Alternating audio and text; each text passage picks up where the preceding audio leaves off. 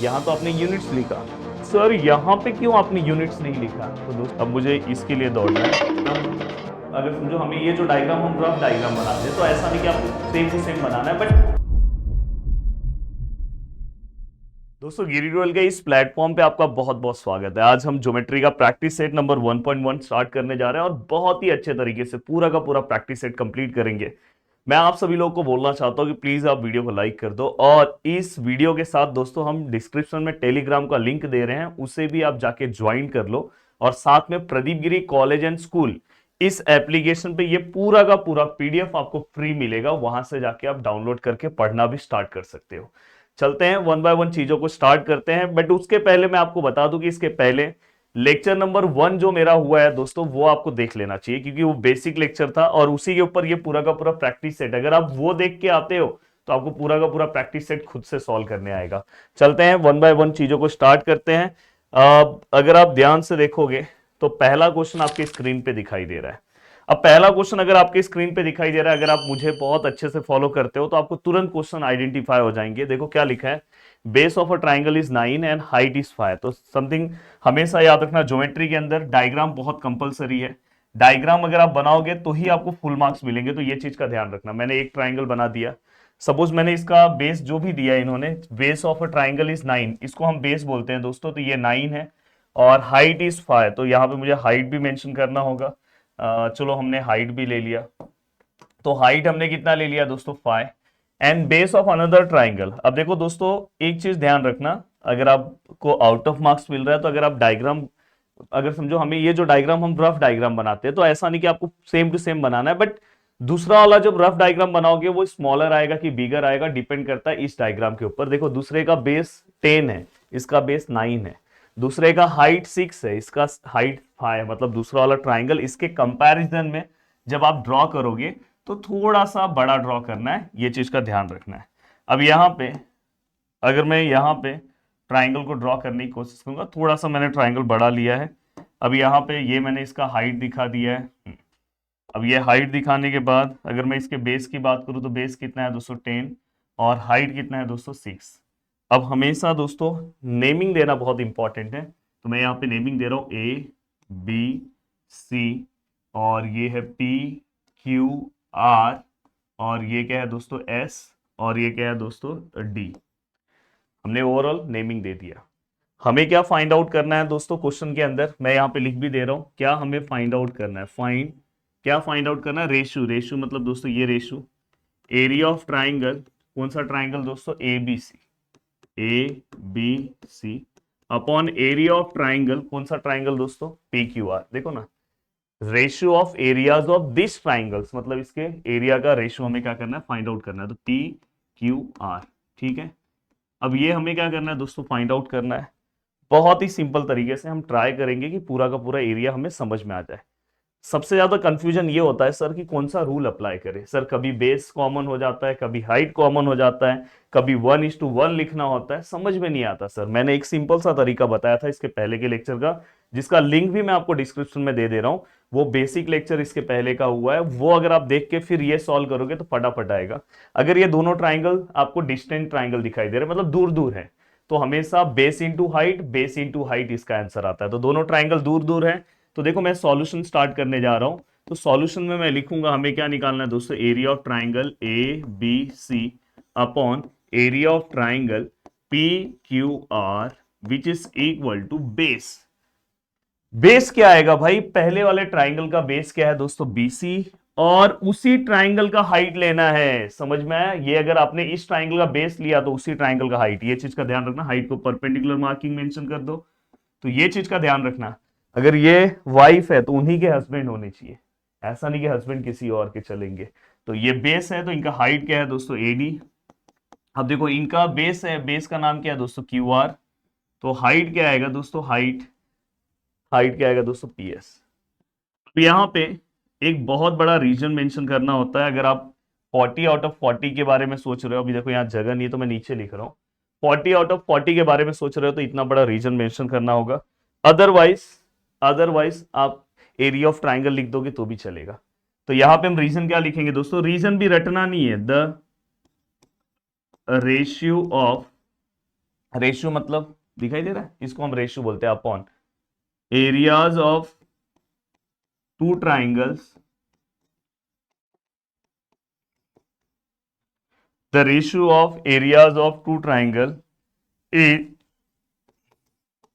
equal to ratio, देखो यहां पे ध्यान से देखो, ratio of areas of two triangle is equal to ratio of, फिर से रेशियो ऑफ, अब यहां पे क्या है दोस्तों, product of, ratio of multiplication मतलब product of their bases and corresponding, corresponding मतलब जो बेस लोगे उसी का आपको हाइट लेना है, तो करस्पॉन्डिंग हाइट्स।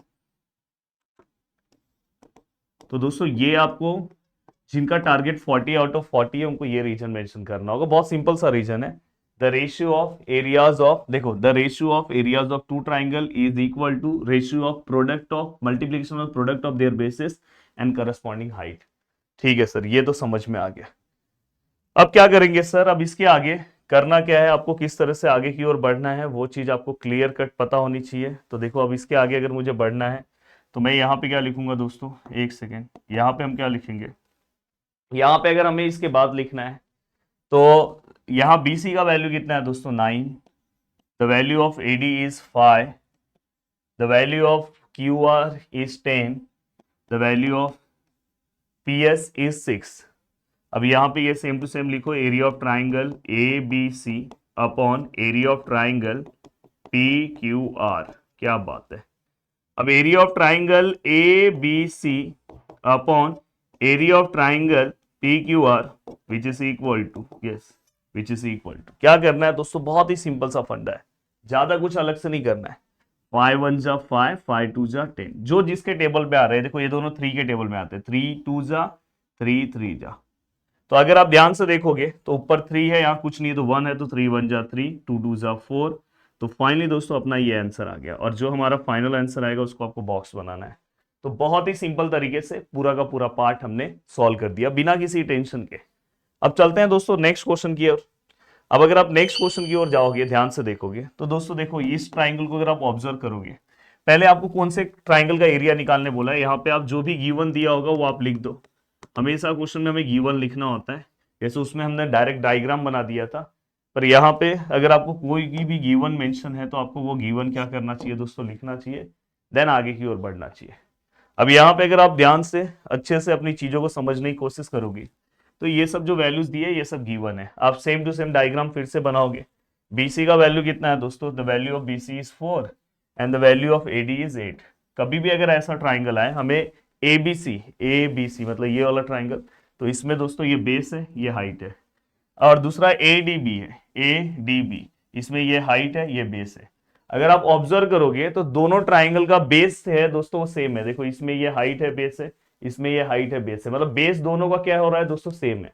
अगर बेस दोनों का सेम है तो आंसर क्या आएगा दोस्तों, आंसर हमेशा हाइट आएगा, हमेशा याद रखना। तो ये देखो यहाँ पे जो भी गिवन दिया है यहाँ पे आप लिख दो कि BC का वैल्यू कितना दिया है दोस्तों 4।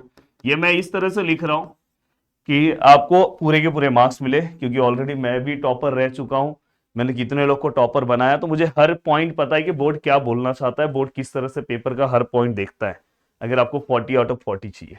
अब यहाँ पे दोस्तों हमें जो फाइंड आउट करना है वो आपको लिखना होता है, area of triangle ABC upon area of triangle ADB। अब ये अपने को फाइंड आउट करना है।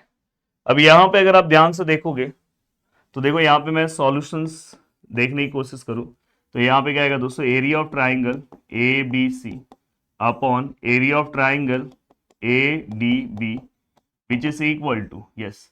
अब एरिया ऑफ ट्राइंगल हमें इसका रेशियो निकालना, मैंने क्या बोला, दोनों का बेस सेम है, अगर बेस सेम है तो आंसर किसमें आएगा दोस्तों, हाइट में। हाइट पहले वाले का हाइट क्या है दोस्तों, अगर आप ध्यान से देखोगे तो इसका हाइट क्या है सर BC, और इसका हाइट क्या है सर, इसका हाइट AD है। तो बस यहाँ पे सर रीजन क्या लिखना है, रीजन भी बहुत सिंपल सा लिखना है, क्या लिखोगे दोस्तों, triangles having equal base, triangle having equal base, दोनों ट्राइंगल का जो बेस है दोस्तों वो सेम है। अगर बेस सेम है तो आंसर किस में आएगा दोस्तों, हाइट में।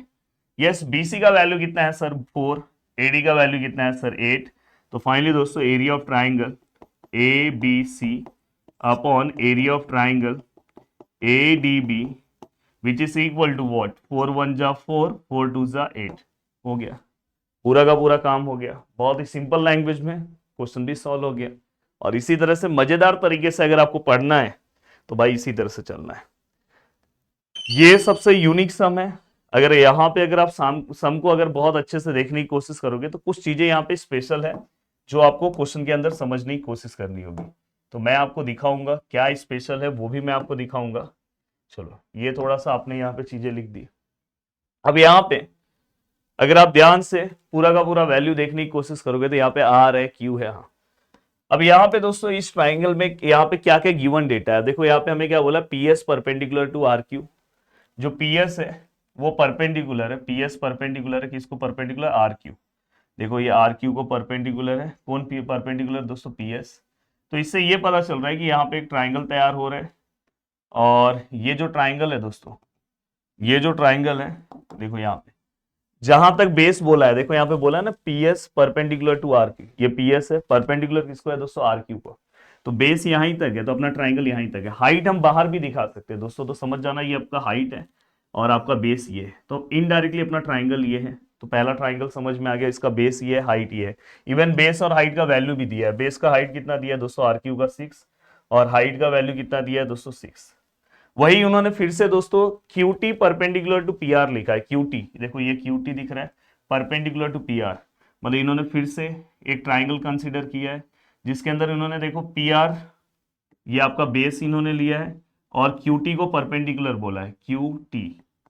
अब यहाँ पे अगर आप ध्यान से देखोगे तो ये और ये, अब यहाँ पे अगर आप ध्यान से चीजों को समझने की कोशिश करोगे तो यहाँ पे आपको दिखाई देगा PR का वैल्यू कितना है दोस्तों, 12। और QT का वैल्यू QT का वैल्यू कितना है दोस्तों, QT का अपने को फाइंड आउट करना है। अब आप दोनों को ऑब्जर्व करोगे, दोनों में ट्राइंगल का नाम क्या है दोस्तों, PQR। इसमें भी ट्राइंगल का नाम क्या है दोस्तों, PQR। ये बाजू में जो हाइट है उसको आपको कंसिडर नहीं करना, पर ट्राइंगल मेन बेस जहां तक है वहीं तक आप ट्राइंगल लेना है। सर यहाँ भी PQR, यहाँ भी PQR, कोई दिक्कत नहीं है ना दोस्तों। सर इसमें हाइट सेम है क्या, हाइट इसका क्या है दोस्तों, QT। इसका हाइट क्या, PS। सर हाइट तो सेम नहीं है। सर बेस सेम है क्या, इसका बेस PR है, इसका बेस RQ है, बेस भी सेम नहीं है। जब हाइट और बेस सेम नहीं होगा तो भाई कौन सा टाइप हो जाता है, अगर आपने मेरा बेसिक देखा तो भाई ये वाला टाइप, ये वाला सेम टाइप। अगर हाइट और बेस सेम नहीं है ना, मतलब ट्राइंगल दोनों अलग अलग है। वहां पे भले ट्राइंगल साथ में है पर हाइट और बेस सेम नहीं है, तो मतलब ये ट्राइंगल का फर्स्ट टाइप हो गया। तो बहुत सिंपल है। अब यहाँ पे देखो मैं लिख रहा हूं एरिया ऑफ ट्राइंगल। पहले ट्राइंगल का नाम क्या है, PQR। दूसरे ट्राइंगल का नाम क्या है, अरे सर दूसरे भी ट्राइंगल का नाम PQR ही है। देख लो ना भाई, पहले वाले का ही PQR, पहला ये है PQR है। देखो PQR, ये हाइट बाहर हम लेते हैं, यहाँ पे हाइट बाहर है। मेन ट्राइंगल का बेस क्या बोला है दोस्तों, देखो ध्यान से, यहाँ पे बोला है ना PS perpendicular to RQ। PS ये हाइट है, परपेंडिकुलर टू RQ, बस यहीं तक लेना है, मतलब ट्राइंगल यहां तक आएगा।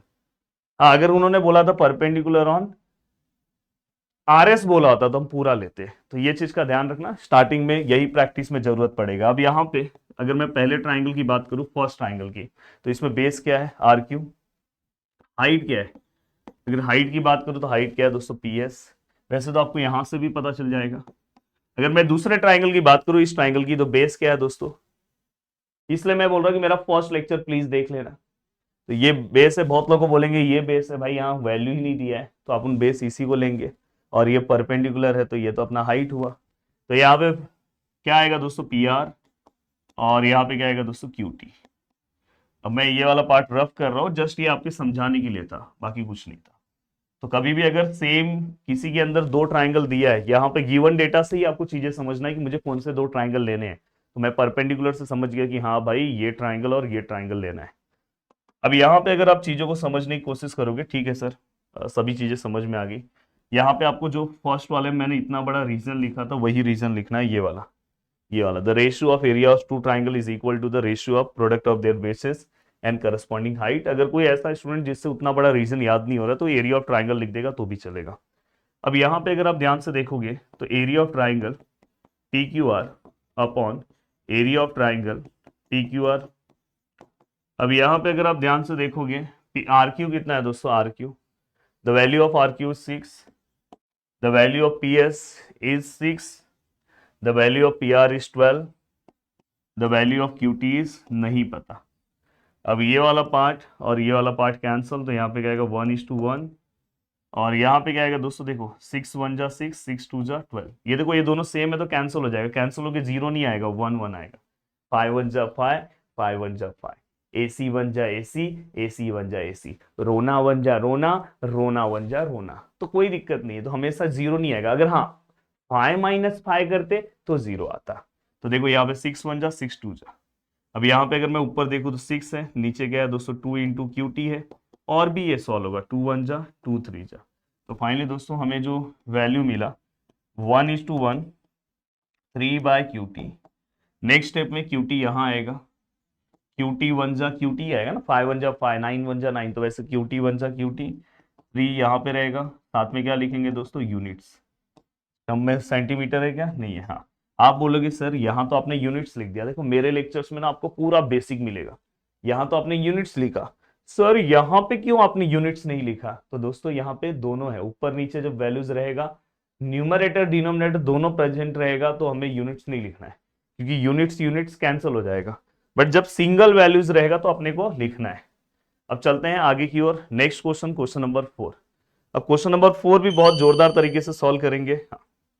अब यहाँ पे हमेशा मैंने आपको इसके पहले भी बताया कि कभी भी कोई भी ट्राइंगल अगर दो लाइन के बीच में आता है, दो पैरेलल लाइन के बीच में लाई कर रहा है, दो ट्राइंगल, कोई भी दो ट्राइंगल, तो उसका हाइट सेम होता है, ये हमेशा याद रखना। ये पैरेलल लाइन है, इसके बीच में जितने भी ट्राइंगल मैं बना दूं सबके हाइट सेम होंगे।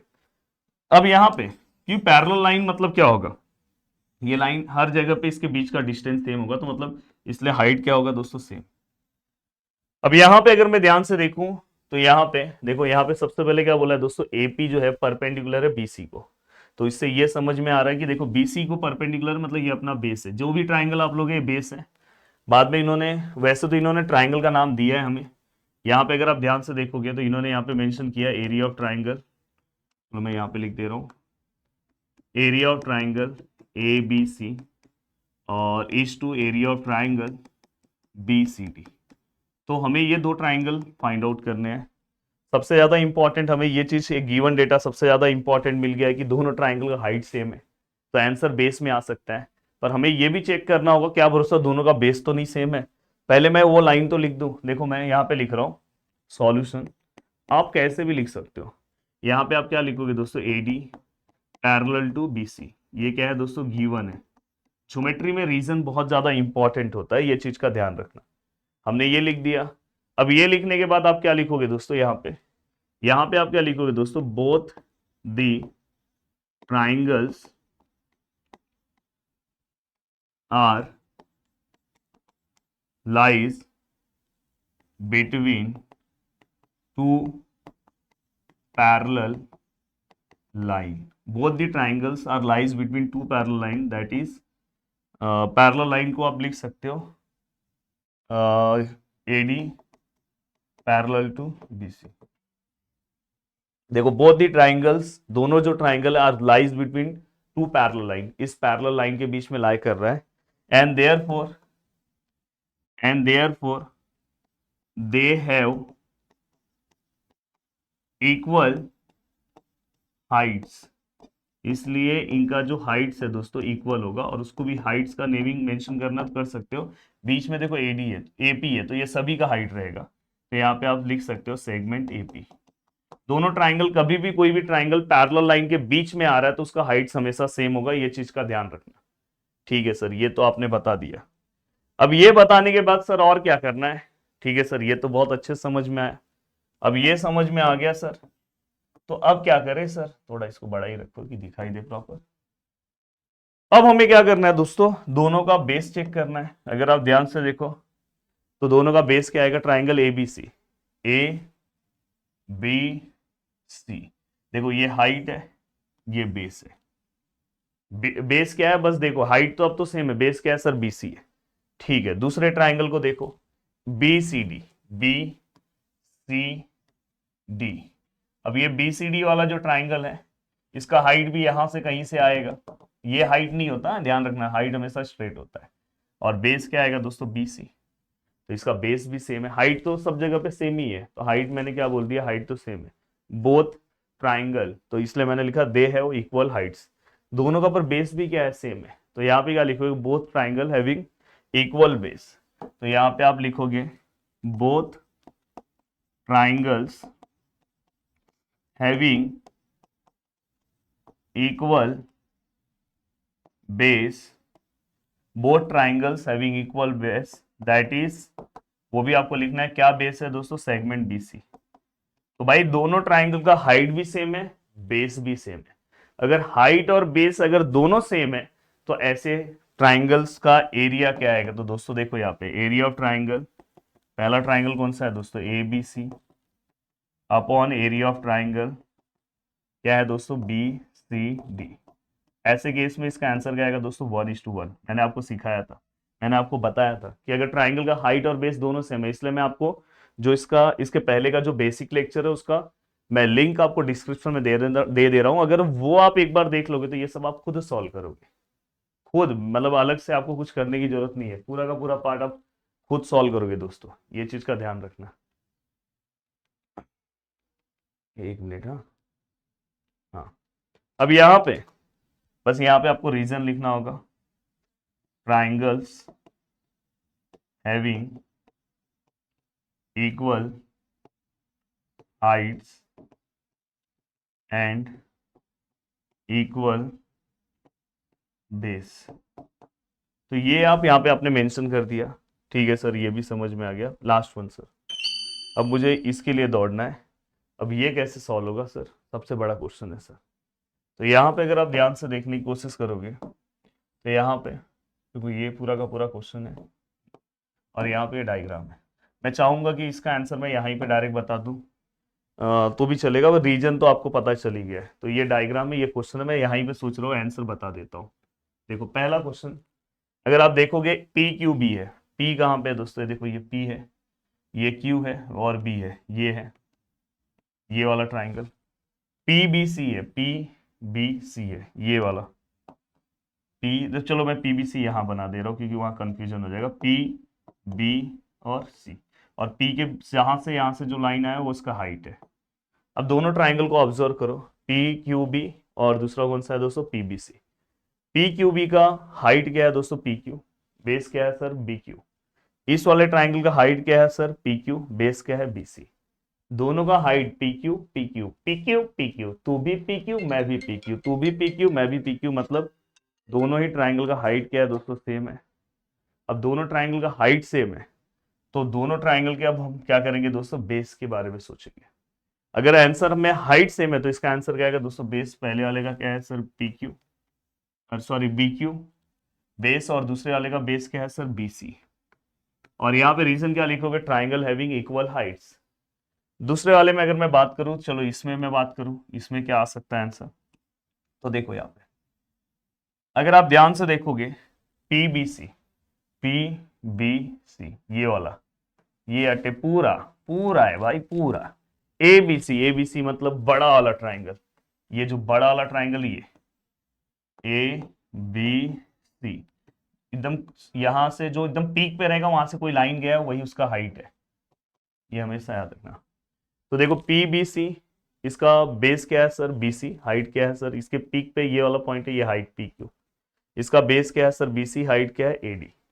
तो दोनों का बेस सेम है दोस्तों, देखो बी सी सेम है तो हाइट में आंसर आएगा। तो इस वाले ट्राइंगल हाइट क्या है, पी क्यू, और इस वाले का हाइट क्या है सर, एडी। तो triangle having equal Heights, triangle having equal base, sorry दोस्तों, ट्राइंगल का बेस सेम है तो आंसर इसमें आएगा हाइट में। अब मैं चाहता हूं कि ये दो क्वेश्चन के आंसर्स आप लोग कमेंट सेक्शन में बताओ, मुझे बहुत अच्छा लगेगा प्लीज। ए बी सी और ए डी सी, हाँ देखो ये ए बी सी है और ये ए डी सी है, तो देख लो ए बी सी का base B C, height A D, और ए डी सी का हाइट ए डी और बेस डी सी। तो बताओ इसका आंसर क्या आएगा। और लास्ट वाला है ए डी सी और पी क्यू सी। चलो लास्ट वाला मैं बता दे रहा हूं, देखो क्या है, ए डी सी, ए डी सी ये यहां पे, और कौन सा है sir, P Q C, P Q C, P है, क्यू है और सी है। अगर मैं दोनों को ऑब्जर्व करूं तो दोनों का हाइट क्या आएगा सर, एडी, इसका हाइट एडी है, और बेस क्या है, डीसी है, इसका हाइट क्या है, पीक्यू है, और बेस क्या है, क्यूसी है। मतलब हाइट और बेस दोनों सेम नहीं है। अगर दोनों सेम नहीं है तो पहला कौन सा ट्राइंगल, एडीसी, इसका बेस इंटू हाइट, बेस क्या है सर डीसी, इंटू हाइट क्या है सर एडी, बेस क्या है सर क्यूसी, इंटू हाइट क्या है सर पीक्यू। क्या रीजन मेंशन करोगे दोस्तों, बिना रीजन के मार्क्स नहीं मिलेगा। Triangles having equal Heights and equal base. और इसी के साथ ये आपका पूरा का पूरा प्रैक्टिस सेट कंप्लीट हो गया। अब चलते हैं दोस्तों, जल्दी ही मिलते हैं नेक्स्ट प्रैक्टिस सेट में, और बहुत ही मजेदार तरीके से वो भी प्रैक्टिस सेट हम कंप्लीट करेंगे। जय हिंद।